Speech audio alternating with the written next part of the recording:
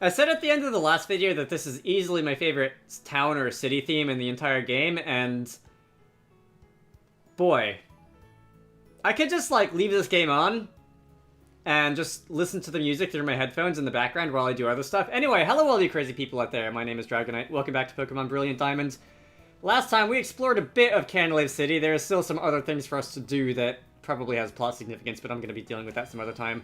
First, let's go to the gym. Alright. Who do I want to have out front? Let me think about this. The obvious answer is Archimedes, but Archimedes is also, like, the strongest member of my team by a lot, and I kind of want to give someone else a shot. Yeah, whatever. I'm not... let's get this over with quickly. So we're going to be leading off with Archimedes for the time being. Sir, you're a black belt. You are not a steel worker or anything like that. If you never give up, the path to victory reveals itself. So as is tradition, I'm going to talk through this first trainer battle of this video. And after that, I'm going to speed things up and try to get through this as quickly as possible in a timely manner. You're going to send in a Stelix. I thought about putting out... what's your name, Faraday? But then I thought, like... between you and Aggron and some other things that are like ground steel that it may or may not be showing up here, I don't think Aggron is part of the Sinnoh decks. I'd rather not. I'd rather not tangle with that. You have very high physical attack. I mean defense. A decent physical attack. I'm going to, even though it's definitely on the weaker side, let me use Ember. Wow. That would have been a one-hit KO if it wasn't for your sturdy ability. Ember is 40 power. I had this since the very beginning. Alright, whatever. That's fine. Speed falling doesn't really matter because I do have a priority move in the form of Mach Punch, and in all likelihood, an Infernape is going to be outspeeding a Stelix anyway, with 8 level advantage, even though my speed is at -1. Goodbye. And that is it for Black Belt Ricky. You only had the one Pokemon. I have a feeling there are going to be fewer trainers in here than were in the Heart Home City gym. But we'll find out. So you are going to fight me next. You are actually an Iron Worker.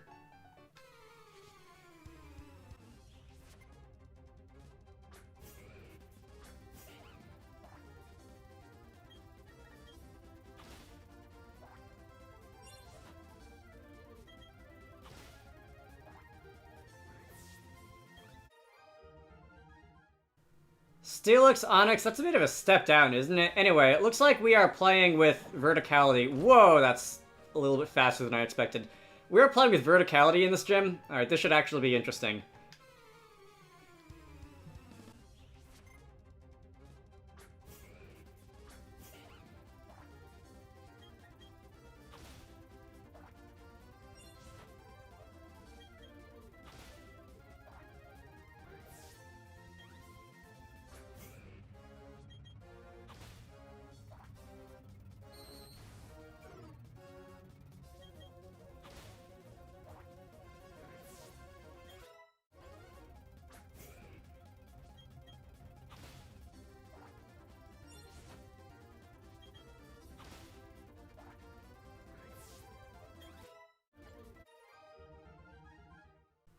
I am glad I didn't go procrastinating this when I could have and, like, went around the region exploring stuff that I could do with the HMs that I picked up recently instead of just going straight for this because, okay, there's nothing here. This is, as have a number of things been, this is seriously, lacking a bit of challenge. Okay, so that was just a big old loop. I'm gonna want to go this way then. The gym puzzle is interesting. I do like the spatial gym puzzles. I did praise Pastoria City Gym's puzzle with the water levels.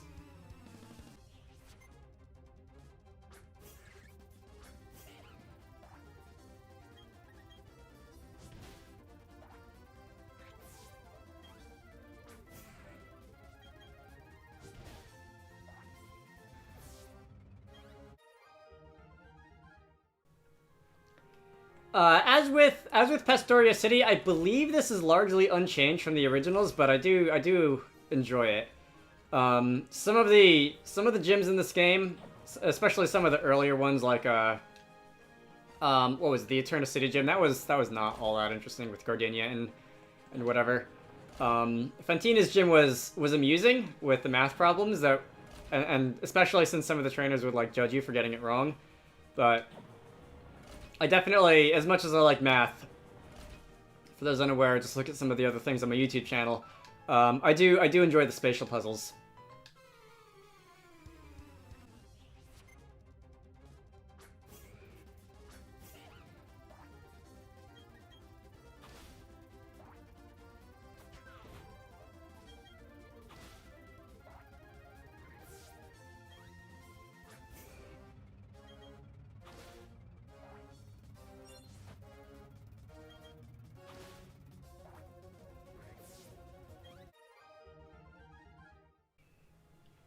Alright, you're done wasting my time. I am going to...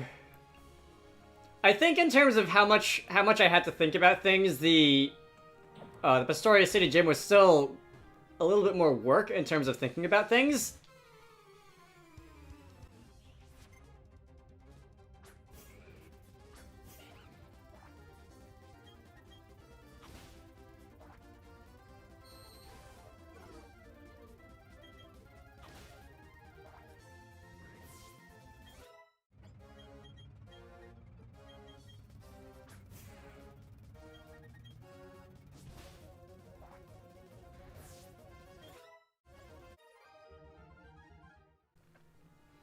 In terms of thinking about things, the Pastoria City Gym with the water levels was a bit more like perhaps a something like a Zelda dungeon, whereas this one is really just a maze. Just like go until you can't go anywhere, and then if you get stuck, turn around and find another path. But I still like it. I like the feeling of like moving around on these platforms and whatnot, and particularly how fast it is. That's kind of fun.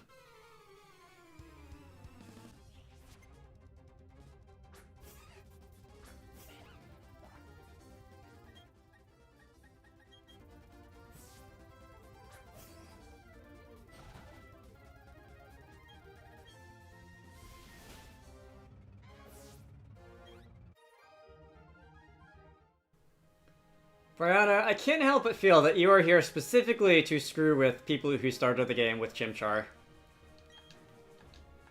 Anyway, whatever. There actually have been a decent number of, and I think this is the last one, there actually have been a decent number of trainers in here. I wasn't expecting quite that many. Usually you don't see that many. Anyway, Byron! Lord Byron! Because I have to give everyone in this game like a dumb name of some sort or another. Ah, that's Orberg's gym badge. I see, you've defeated my son. Okay, so there is a relation here. I was thinking, like, your hair sort of has a resemblance, and I guess that's not an accident. But that's no surprise. He still has much to learn. In place of my son, I, Byron, will accept your challenge. Alright. I guess, I'm assuming that was there in the original games. I never picked up on that. I don't know if I just mashed through the text too quickly or whatever. I will say that doing Let's Plays and reading all the text out loud definitely makes me actually notice more stuff than I would otherwise. Which is one of the several reasons why I do it. Anyway, Archimedes is... that was just one of those like status text things. You were going to start with a Bronzor. I am not super concerned about a Bronzor. I will, however, Flame Wheel you. You may or may not have Levitate. You may or may not have Heat Proof. I'm going to guess you had Levitate because... Oh, you landed a critical hit. That may have cut through Heat Proof, considering I'm level 42 and you are a Bronzor. No matter now. Up next is a Stelix. Alright, I know what to do with Stelix. I have been dealing with Stelix this entire gym. We are going to be using Ember in the 6th gym of this game, and that is going to do 3/4. Alright, because... And I may not live here. If you're going to use a ground-type move such as Earthquake, I may not live here. You're going to... There goes Archimedes. I'm going to send in someone else. And... Let's see. You did good. You cut through most of the gym without a second thought. I probably should have healed before I got into this fight, and in that case I would have survived that, but... Whatever. It's not that big of a deal. I could bring in Rosalind Franklin, but... I don't think even with Shadow Ball I'm really going to be able to take down a Stelix. You know what? There's one way to find out. I have at least one revive. If this goes sideways, I can just use that, but... Let's do this. We're gonna use Shadow Ball. You do not resist Ghost, because this is post-Gen 6, and that's gonna... Alright. It was worth a try. Franklin fainted. Alright, I hope you don't evolve by happiness, because I've let you down a couple times in this game, in recent videos.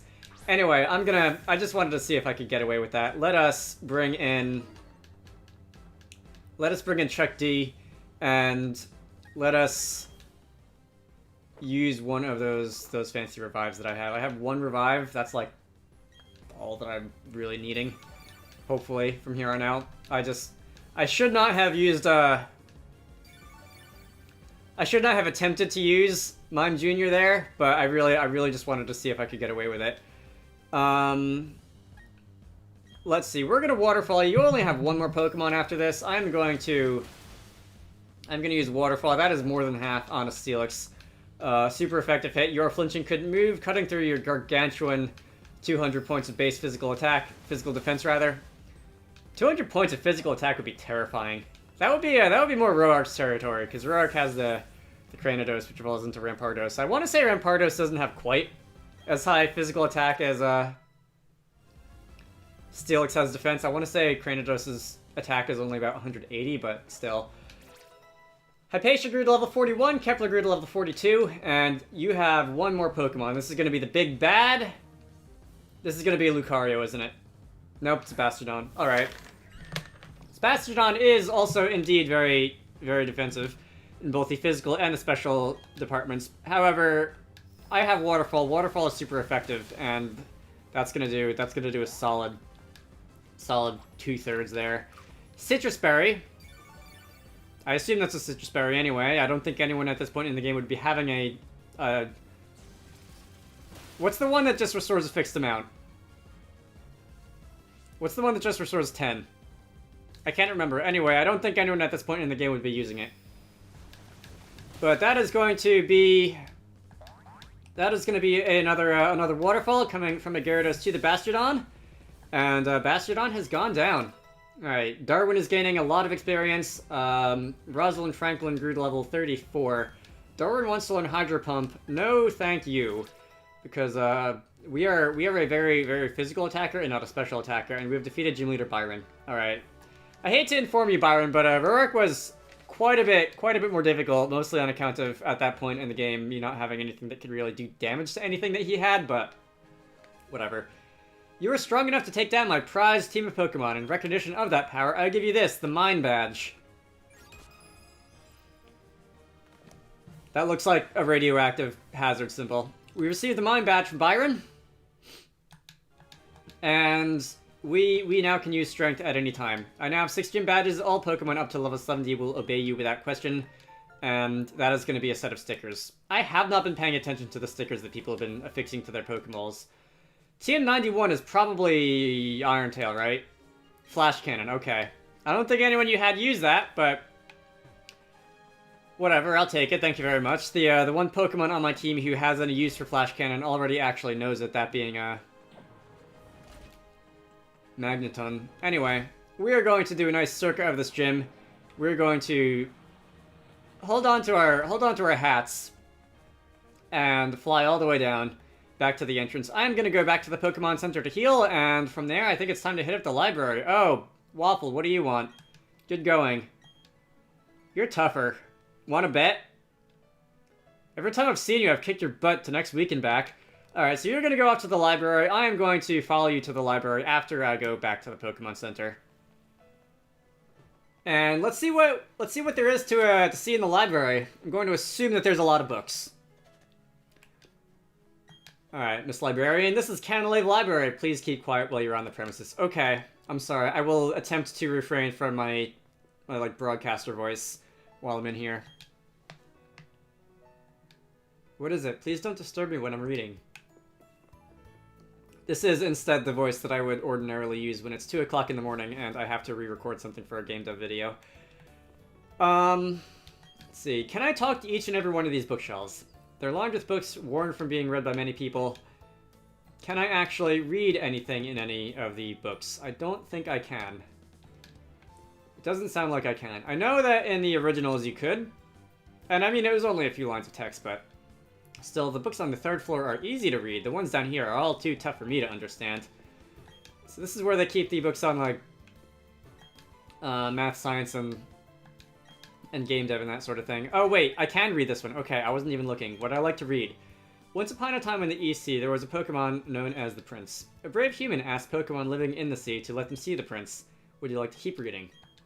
I don't know why it keeps asking me that. Mantike, Weasel, and a Quillfish with huge spikes acknowledged the human's bravery and joined them. Together, they set off in a boat over the sunset-streaked sea, sailing through the ocean gate stretched over the waves. News of this reached the ears of the prince, who went to meet the brave little party at the seaside hollow. Is that it? Is that it? That book sucks. Maybe someone tore the pages out of the ending or something.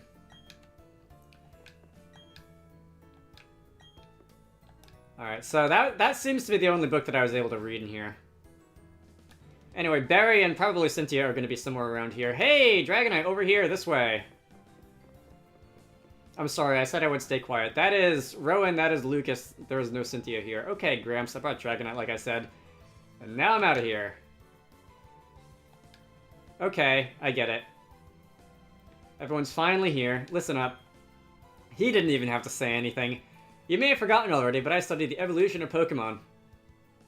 The more I study, the more mysteries appear and multiply. There are some Pokemon that evolve and others that don't. What makes them different from each other? Do immature ones evolve into ones that are more mature? If so, what do we make of the legendary Pokemon that don't evolve? Are we to assume that legendary Pokemon of Sinnoh are complete as creatures? This is where you three come in. There is said to be a mysterious Pokemon on each of the 3 lakes of Sinnoh. If we can obtain data on them, it may shed some light on how the process of Pokemon evolution works. I need help from each of you on this grand undertaking. How do we find these mysterious Pokemon? At some point in the last, like, hour of commentary, I think I bit my tongue, because it's a little bit sore right now. And, like, the more I talk, the more sore it gets. That's annoying. Don't bite your tongue. What are you saying? I didn't get a Pokedex. And who was it that bolted from the lab before I had a chance to give them one? But that's water under the bridge. Seeing Pokemon with your own eyes is important for you becoming a better trainer, too. You bet, Professor. This will add the Pokedex database and help advance your research. I would have made all you go regardless. Now then, there are 3 lakes. Fortuitously, there are 3 of you. You should split up and investigate the lakes individually. Lucas, you go to Lake Verity. Yes, sir. Waffle, I want you to investigate Lake Acuity. That would take you to almost a Snow Point City. The road there is harsh. I need a tough trainer to go. Yeah, of course. Gramps, you know how to call it. You can tell I'm the hotness. That leaves Dragonite with Lake Valor. The lake between Lake Veilstone and Pastoria, if memory serves. It's just an earthquake. Those things happened all the time. Are all of you unharmed? I was honestly kind of hoping for a more dramatic like screen shake effect there. Let's go outside, but be careful. I'm concerned about the city. So that was, if I recall, not an earthquake, but something that Team Galactic has mentioned on occasion in the past. The professor is going to warn me about aftershocks. You're feeling wobbly, even though the tremor has ended. My knees still feel like jelly. Let's see. Before I go outside, Sinnoh Regions Mythology. Okay, so there are books that I can read up here. And I'm just going to give up on the indoor voices thing because I cannot sustain being quiet like that when I'm recording myself doing a Let's Play. Long ago, when Sinnoh had just been made, Pokemon and humans had led separate lives. That is not to say that they did not help each other. No, indeed they did. They supplied each other with goods and supported each other. A Pokemon proposed to the others to always be ready to help humans. It asked Pokemon to be ready to appear before humans, always. Thus, to this day, Pokemon appear to us if we venture into tall grass. Alright, that is one explanation of how that mechanic works. Sinnoh Myth. Betray your anger, lest question come. Weep not with sorrow, or question will draw near. When joy and enjoyment come as natural as the very air, that is happiness. Let such be blessed by the master hand of question. It is with custom to speak those words. I have a feeling that the fill in the blanks are the three pixie Pokemon or whatever they're called, the Lake Sprites, the Lake Trio, but I don't know for sure. Alright, another Sinnoh's Myth. 3 Pokemon there were. Into the lakes they dove, deep, deep, drawing no breath. Deeper, deeper they dove, into suffocating depths they dove, deeper than the deepest they alight. From the lake floor they rise, bearing with them the power to make vast lands they rise again. Alright, that is also most likely the lake trio. Veilstone's myth. Okay, is this going to be about the Deoxys stones or something? A young man, callow and foolish in innocence, came to own a sword. With it, he smote Pokémon. That is a fun word which you don't get to past tense very often, which gave sustenance with carefree abandon. Those not taken as food, he discarded with no afterthought. Oh, that's not nice. The following year, no Pokémon appeared. Larders grew bare. Okay, this is a little bit sadder than the other ones. The young man seeking the missing Pokémon journeyed afar. Long did he search, and far and wide too, till one he did find. Asked he, "Why do you hide?" To which the Pokémon replied, "I feel like this isn't rocket science. If you bear your sword to bring harm upon us with claws and fangs, we will exact a toll. From your kind we will take our toll, for it must be done. Done it must be to guard ourselves from it. I apologize." Boy, that got dark. To the skies, the young man shouted his dismay. In having found the sword, I have lost so much. Gorged with power, I grew blind to Pokemon being alive. I will never fall savage again. This sword I denounce and forsake. I plead with forgiveness, for I was but a fool. So saying, the young man hurled the sword into the ground, snapping it. Seeing this, the Pokemon disappeared to a place beyond seeing. Should have thought of that before you took the sword and started eating Pokemon or whatever. This is the origin story. There is actually quite a lot of text up here. In the beginning, there was only a churning turmoil of chaos. At the heart of chaos, where all things became one, and appeared an egg. Having tumbled from the vortex, the egg gave rise to the original one. Okay. This is going to be the creation trio. Time started to spin. Space began to expand. From itself again, 3 living things the original one did make. I believe specifically Arceus creating Dialga, Palkia, and Giratina being awkward in the corner. Two beings wished, and from them matter came to be. The 3 living things, I feel like I missed a couple words in that last one, but the 3 living things wished, and from them spirit came to be. The world created, the original one took to unyielding sleep. A horrific myth. This is probably Giratina's. Look not into the Pokemon's eyes. In but an instant, you'll have no recollection of who you are. Return home, but how? There is nothing to remember. Dare not touch the Pokemon's body. In but 3 short days, all emotions will drain away. Above all, harm not the Pokemon. In a scant 7 days, the offender will grow immobile in eternity. That could be something like a Sableye? Because I think, like, Sableye and Dusclops and a couple other ghost types have Pokedex entries that reference, like, if you look into their souls, they will steal your soul or whatever. But given the theme of the rest of this floor in the library, I'm guessing that is Giratina. Yeah, the Lord of Antimatter. This book is titled Sinnoh Folk Stories. Okay, there's actually 3 of them in the shelf. Pick clean the bones of Pokemon caught in the sea or stream. Thank them for the meals that they provide, and pick their bones clean. When the bones are as clean as they can be, set them free in the water from which they came. The Pokemon will return fully fleshed, and in it begins anew. Alright, that is a somewhat happier version of eating Pokemon than the one on the shelf up in front of me. Alright, let us read the second one. Sinnoh Folk Story 2. There lived a Pokemon in a forest. In the forest, a Pokemon shed its hide to sleep as a human. Awakened, the human dons the Pokemon hide to roam villages. I can only imagine what the furry community has to say about that one. Story 3. There was once Pokemon that came very close to humans. There were once humans and Pokemon that ate together at the same table. It was a time when the two existed no differences to distinguish between the two. Alright, if I recall, a little bit of Japanese translation of this game trivia involves the fact that in the originals, that actually went on for a little longer and involved Pokemon and people marrying each other. I am of the opinion that that is as weird as you want it to be, and I don't really care. That is not a piece of lore that, like, weighs on my mind or anything like that. But if you want to go take that to the, I don't know, the furry, whatever parts of the internet where you hang out on, be my guest. Anyway, that wasn't a natural occurrence. Let's talk about much happier things, such as bombs and earthquakes and whatever it was. Alright. Hey, old dude and kids, something big just happened. They're saying there was a huge explosion at Lake Valor. Kaboom! Like that. Show don't tell much. Gramps, I'm going to the lake. I have a bad feeling about this. So that is where the next plot point is going to be. I believe I have the opportunity to go to Iron Island. Waffle can't sit still. I'm worried about Lake Valor. However, I have no idea what is taking place. You must find out. But before you go, I can't stress this enough. Don't get in over your head. We will try to join you as soon as we inspect Lake Verity. What happened at Lake Valor, I wonder? Right, so you're gonna go wander off. I have to go to Lake... I've already forgotten which one I have to go to. But before I do that, in the next part, I'm going to go and talk to this guy and see if he'll let me go and explore Iron Island. I believe there was a decent amount of stuff to do there. I think that's another section like the Eternal Forest where you can have an NPC trainer following you around and healing your Pokemon and whatever. I don't remember how big it is, and I don't know how long it'll take. But until next time, do I even need healing? I do not. My name is Dragonite, this has been Pokemon Brilliant Diamond. Enjoy the music, and I will see you all later.